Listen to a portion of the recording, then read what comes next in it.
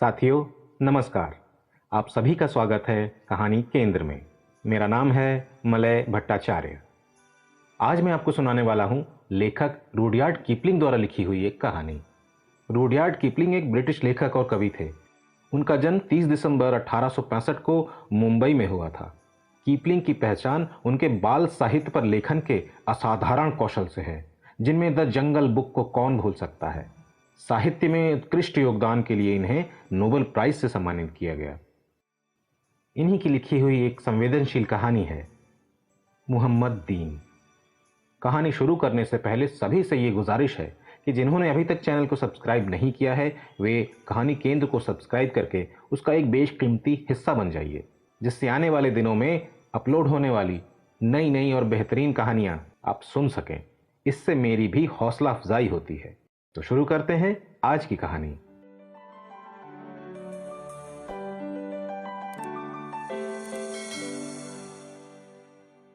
अंगीठी के ऊपर हुक्के के पाइप के साथ पोलो की पुरानी हो चुकी भद्दी सी चप्पड़ छोड़ चुकी एक धब्बेदार गेंद पड़ी हुई थी।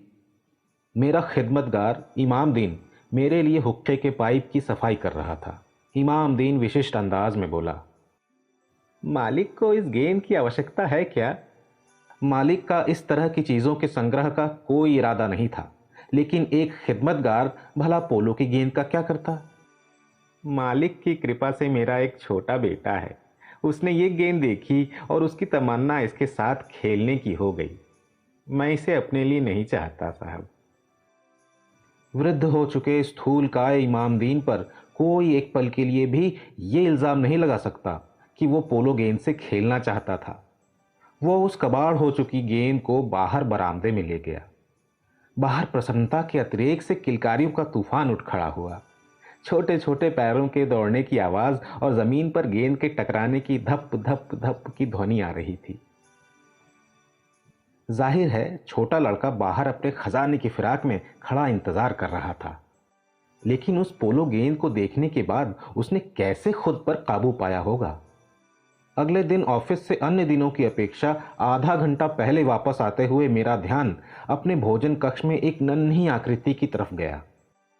एक दुबली पतली आकृति अजीबोगरीब ढंग से शरीर को ढकने में असमर्थ शर्ट पहने, जो बमुश्किल उसके गोल मटोल पेट के आधे भाग तक ही थी। वो कमरे में चारों तरफ चहलकदमी कर रहा था, हाथ का अंगूठा मुंह में डाले खुद से गुनगुनाता, जैसे तस्वीरों का ढेर लिए हो। ये जरूर वही छोटा लड़का था। वास्तव में मेरे कमरे में उसके होने का कोई कारण नहीं था, लेकिन वो अपनी धुन में इतना खोया हुआ था कि उसे मेरे आने का बिल्कुल अंदाज़ा नहीं हुआ। मैंने कमरे में प्रवेश किया और उसके एकदम पास जाकर उसे घूरने लगा। वो चौंक कर एक निश्वास छोड़ता हुआ वहीं ज़मीन पर बैठ गया। उसकी आंखें जम सी गई थी और उसके मुंह याचना में खुले रह गए थे। मेरी अब तक की किसी भी आज्ञा की अपेक्षा कहीं ज्यादा तेजी से नौकरों के कमरे तक पहुंचने वाली लंबी और भर्राई चीख को सुनकर मैं जान गया था कि कौन भागता आ रहा है। 10 सेकंड के भीतर इमामदीन भोजन कक्ष में पहुंच चुका था। तब तक वो निराशा से सुबकने लगा था। मैं इमामदीन की तरफ घूमा, जो नन्हे अपराधी को फटकार रहा था, और वो अपनी शर्ट को लगभग रुमाल में बदल चुका था। इमामदीन लगभग निर्णायक स्वर में डांट रहा था, ये लड़का बहुत बदमाश है, बहुत बड़ा बदमाश। अपनी आदतों के कारण ये एक दिन जरूर जेल खाने जाएगा। इमामदीन पछतावे के कारण मुझसे गिड़गिड़ा कर माफी मांगने लगा। मैंने कहा, बच्चे से कह दो कि साहब गुस्सा नहीं हैं और उसे यहां से ले जाओ। इमामदीन ने उसे बताया कि मैंने उसे माफ कर दिया है। वो अब तक अपनी शर्ट को किसी स्प्रिंग की तरह अपनी गर्दन के चारों ओर लपेट चुका था और रोने के बजाय सुबकने लगा था। दोनों दरवाजे पर जाकर रुक गए। इमामदीन कह रहा था, इसका नाम मोहम्मद दीन है और ये बहुत बदमाश है। जैसे नाम भी अपराध का ही हिस्सा हो। तत्कालीन मुसीबत से छुटकारा पा चुका मोहम्मद दीन अपने पिता की बाहों में ही पीछे की ओर पलटा और बोला, ये सच है, मेरा नाम मोहम्मद दीन है साहब, लेकिन मैं बदमाश नहीं हूं, मैं एक आदमी हूं। उस दिन से मेरी जान पहचान मोहम्मद दीन से हो गई। उसके बाद वो कभी मेरे भोजन कक्ष में नहीं आया, लेकिन बगीचे के मध्य भाग में हम एक दूसरे से मिलने लगे थे।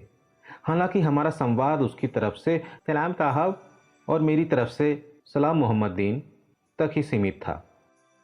ऑफिस से लौटते हुए प्रतिदिन सफ़ेद शर्ट में एक गोल मटोल सा शरीर सांप बिच्छुओं से बचाव के लिए लगाई गई जाली की छाया में से उठता, जहां वो छुपा करता था।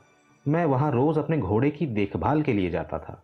मेरे अभिवादन की कभी ना तो उपेक्षा की गई और न ही अनदेखा किया गया। मोहम्मद दीन का कोई साथी नहीं था। वो अपने अहाते में उछल कूद करता और अपने रहस्यमय कार्यों में व्यस्त रेड़ की झाड़ियों में अंदर बाहर होता रहता। एक दिन मैं उसके द्वारा जमीन पर हाथ से बनाई गई कलाकृति पर लड़खड़ा गया। उसने पोलो गेंद को धूल में आधा ढक रखा था और उसके चारों ओर गोलाई में 6 मुरझाए हुए गेंदे के फूलों को खोस रखा था। इस गोले के चारों ओर ईंट और चीनी मिट्टी के छोटे छोटे टुकड़े क्रम से एक वर्गाकार जैसी आकृति में लगाए गए थे। इन सब को धूल की एक हल्की चारदीवारी में घेर दिया गया था। बगीचे के माली ने नन्हे शिल्पी की तरफ से सफाई देते हुए कहा, ये बस बच्चों का खेल है, इससे बगीचे की सुंदरता को कोई नुकसान नहीं पहुंचता है। भगवान जानता है कि उस दिन या उसके बाद भी कभी नन्हे शिल्पी की कलाकृति को नुकसान पहुंचाने का मेरा कोई इरादा नहीं था। लेकिन उस शाम बगीचे में टहलते हुए मैं उससे एकदम बेखबर था, क्योंकि मैंने उसे नष्ट किया था। लेकिन इससे पहले कि मुझे पता चलता, गेंदे के फूल के सिरे, धूल की चारदीवारी, साबुनदानी के टूटे टुकड़ों की कतारें सब इतनी उलझ गई थी कि उन्हें ठीक करने की सारी उम्मीद समाप्त हो गई। अगली सुबह मैं मोहम्मद दीन के पास गया। मोहम्मद दीन उस कलाकृति के पास खड़ा धीरे धीरे रो रहा था, जिसे मैंने नष्ट कर दिया था।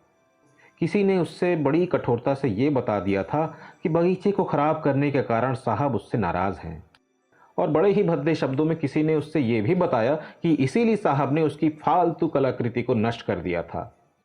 मोहम्मद दीन 1 घंटे से धूल की चारदीवारी और ईंट व चीनी मिट्टी के टुकड़ों के प्रत्येक चिन्ह को मिटाने में लगा था।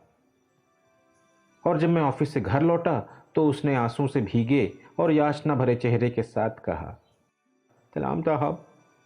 एक सरसरी पूछताछ के परिणाम स्वरूप इमाम दीन ने मेरी अनुमति मिलने पर मोहम्मद दीन को बताया कि अपनी खुशी के लिए वो चाहे जैसे खेल सकता था। बच्चे की खुशी का ठिकाना नहीं रहा और वो एक महल बनाने की आधारभूत योजना में डूब गया, जो उसके गेंदे के फूलों और पोलो गेंद से बनी आकृति को भी पीछे छोड़ देता। कुछ महीने गोल मटोल नन्हा बच्चा रेड़ की झाड़ियों के अगल बगल धूल के बीच अपनी धुन में अपने काम में मगन रहता, हमेशा भव्य सुंदर महलों के निर्माण में व्यस्त, जो उपयोग के लिए लिए गए मुरझाए फूलों, चिकने गोल पत्थरों, टूटे शीशे के टुकड़ों और पक्षियों के पंखों, जिन्हें मैं फेंक दिया करता था, से बने होते थे। मुझे शिकार करने का बहुत शौक था, लेकिन हमेशा अकेले। मोहम्मद दीन हमेशा गुनगुनाता रहता था। एक दिन उसकी छोटी इमारत के पास एक चित्तीदार शंख गिरा और मैंने देखा कि मोहम्मद दीन अपनी क्षमता से कहीं ज्यादा शानदार महल बनाना चाहता था। मुझे भी निराशा नहीं हुई। वो 1 घंटे से ज्यादा समय से अपने काम में खोया हुआ था और गुनगुनाने के बजाय वो उल्लास में तेज तेज गाने लगा था। फिर वो धूल में कुछ निशान बनाने लगा। ये निश्चित तौर पर एक अद्भुत महल होता, जिसकी लंबाई 2 गज और चौड़ाई 1 गज होती। लेकिन वो महल कभी बन नहीं पाया। अगले दिन न वहां मोहम्मद दीन था और न मुझे कोई सलाम साहब कहने वाला। मैं बचपन से अभिवादन सुनते सुनते बड़ा हुआ था और इसकी कमी मुझे बहुत खली। दूसरे दिन इमामदीन ने बताया कि बच्चे को हल्का बुखार था और उसे कुनैन की गोलियों की आवश्यकता थी। वो एक अंग्रेज डॉक्टर बुला लाया और दवाइयाँ दी। डॉक्टर ने इमामदीन के घर से निकलते हुए कहा, इस छोकरे में अब ताकत नहीं है। 1 सप्ताह बाद मैं कब्रिस्तान जाने वाली सड़क पर इमामदीन से मिला। उसके साथ एक व्यक्ति और था, जिसकी बाहों में सफ़ेद कपड़ों में लिपटा मोहम्मद दीन था। मोहम्मद दीन हमें छोड़कर चला गया था।